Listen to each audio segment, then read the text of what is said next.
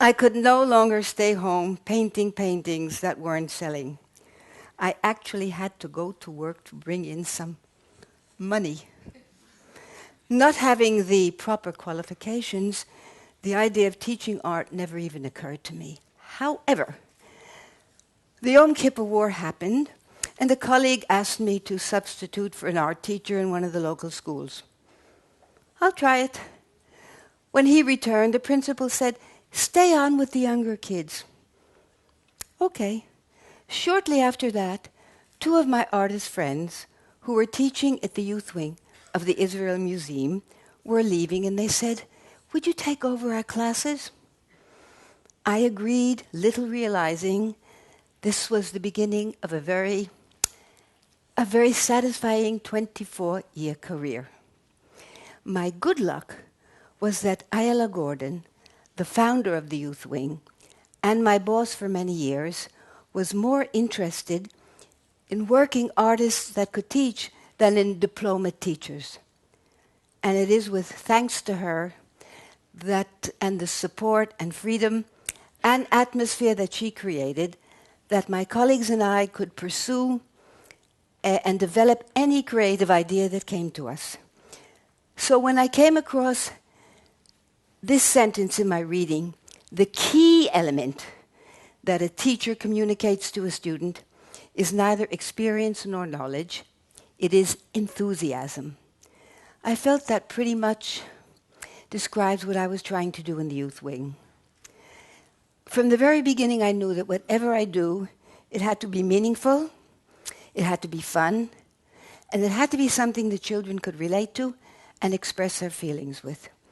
I would pick up on anything. I would pick up on events, on exhibitions, on things going on around. An example of an event in the museum. It was the inauguration of the new youth wing. It was a very, very hot day. And it was very crowded, and the kids were pushed together. We all had to attend. And on the way back to the class, they were oofing and poofing, so I thought, okay, we'll pick up on that. I pushed the kids in the corner with a broom handle to reinforce, that closed, squeezed feeling. And I said, okay, we're going to do crowded. And it doesn't have to be the ceremony. Whatever you feel is crowded.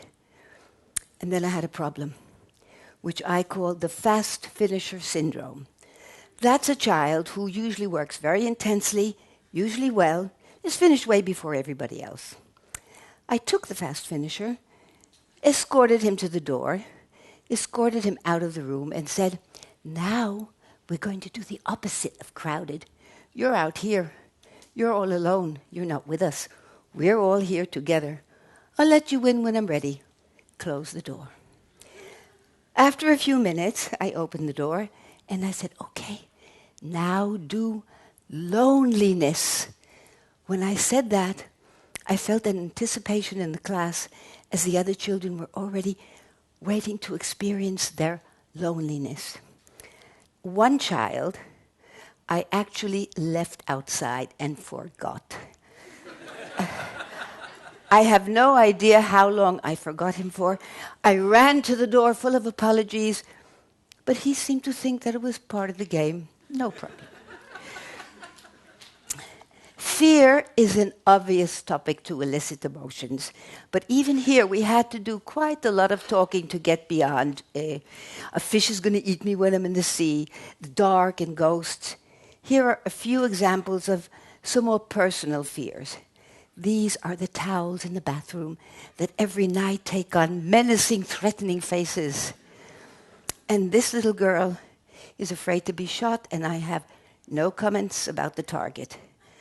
There was only one child who admitted to being frightened of dying. She did the figure in the grave that happened to have long pigtails like her, and she shouted out to me across the room, "It's not me." "Of course it's not you," I said.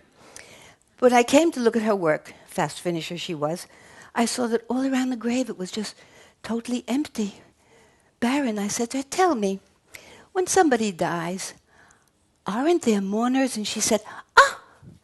She did the first mourner with a body and with arms, and she realized all by herself All you need to mourn is a face and some tears. Food, tasty food. What do we do when we see food we like? Our eyes pop out of our heads. We smack our lips. We lick our lips. We rub our tummies and we go, mmm. And this is what it looks like in art. But what about food that we don't like? Not only do we not like it, they sometimes force us to eat it. What do we do then?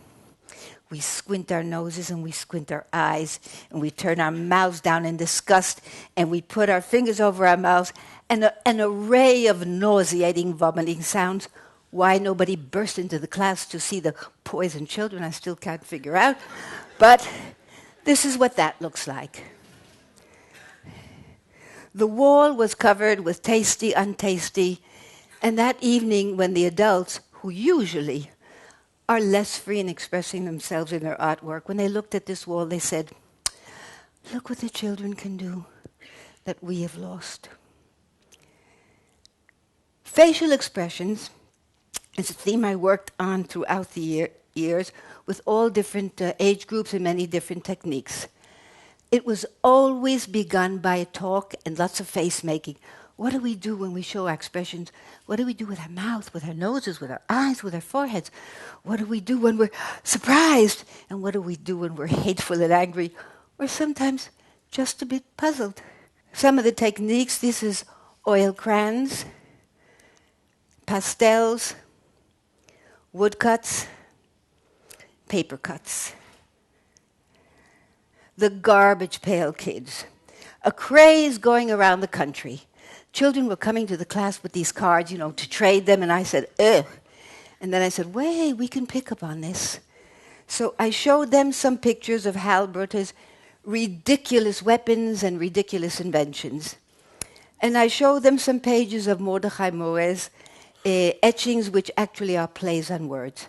And I said, okay, you do your own plays on words, make up your own words, or use standard expressions. The younger children work with plasticine on cardboard. The one to your left is marijuana man. The one to your right is a nose dribble or nasal dribble. And here we have woman with wrinkles and big eyes. The older children worked with pen and ink, some with pencil, and I introduced them into crosshatching.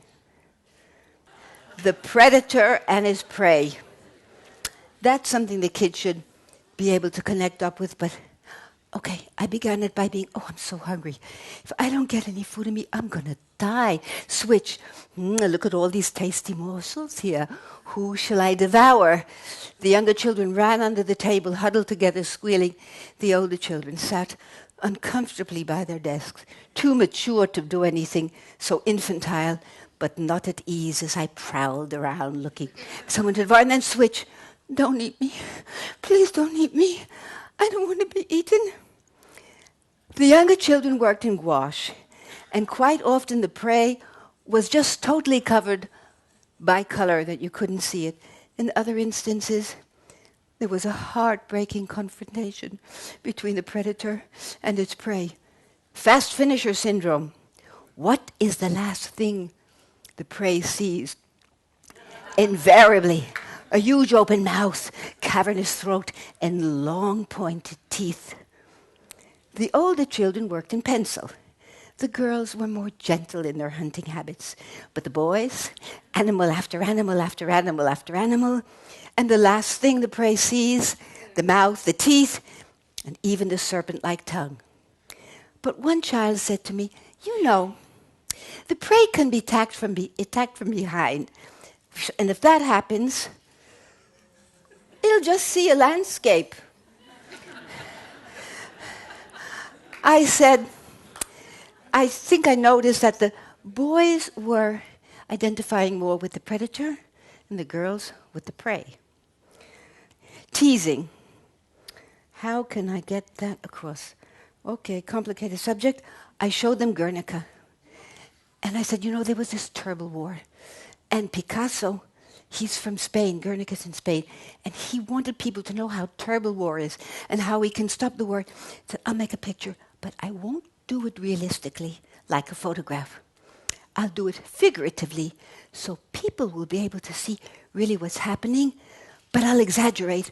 The woman whose baby has been killed, I'll throw her neck up, make it very long, and I'll put her head back, and I'll do her open, screaming mouth from the side so we can see and hear her scream. But her eyes, I'll do in front in the forehead, and I'll twist them so we'll feel her pain. And the wounded horse, I'll show his nostrils and his teeth, and his tongue sharp like a dagger. And the woman who is so heavy with sorrow, who's walking along, I'll bend her far forward, and I'll make her legs huge and heavy so we'll feel the weight of her sorrow. But you know, you don't have to just do wars figuratively. Another artist from Spain, Miro, he also did things super figuratively, and he liked to play and have fun. Like the morning he woke up, and he looked out the window, he said, "Oh, there's a lady." And she went to buy a newspaper. She has a 2-colored skirt and a white blouse, and she has her dog on a lead, and a feather in her head, and a light morning sun behind her. I think I'll paint her. And that evening, before he went to bed, he looked out the window, and he saw so many stars in the sky, and the lady walking, and behind her there were all the lights of the shops, and she was a silhouette, and he says, "Wow, I'm going to do that. Spots of colors, lots of stars, and just a nice, easy flowing line." I have a feeling there's no one here who hasn't at one time teased someone and knows the feeling. And I'm sure there's no one here who hasn't at some time teased someone and knows, and been teased and knows the feeling. Okay, that's our subject. How kids tease kids. But you have to do it or like Picasso or like Miro. Oh, and by the way, you have homework. You have to tease someone. And when you come to class next week, I want to know who you teased and how. They did their homework most diligently. To the point where one mother came to the class and said, "What's going on here? My son teased his brother. And when I shouted at him, he said, 'Mommy, I'm just doing my homework.' Besides, I teased him like Miro. It wasn't serious. It didn't hurt." I want to end with what I learned. I took a bunch of children to the exhibit of Ana Tijo, and I pointed out to her how, in her early work, how she does every stone, every crack between every stone, every leaf on every tree, every blade of grass. They were awed at the detail. But as we began walking around and we started approaching her later work, they started singing out "Kish Kush, Balabush," which I translated into "Scribble, dribble, scribble, dribble." So I asked them, why would an artist who can do every detail so beautifully, why would she do scribble, dribble? I have no idea what was in my head, but it could never approach the simple perfection of a little girl with pigtails and glasses who said she was fed up with doing it the way it looks and wanted to do it the way it feels. Okay, thank you.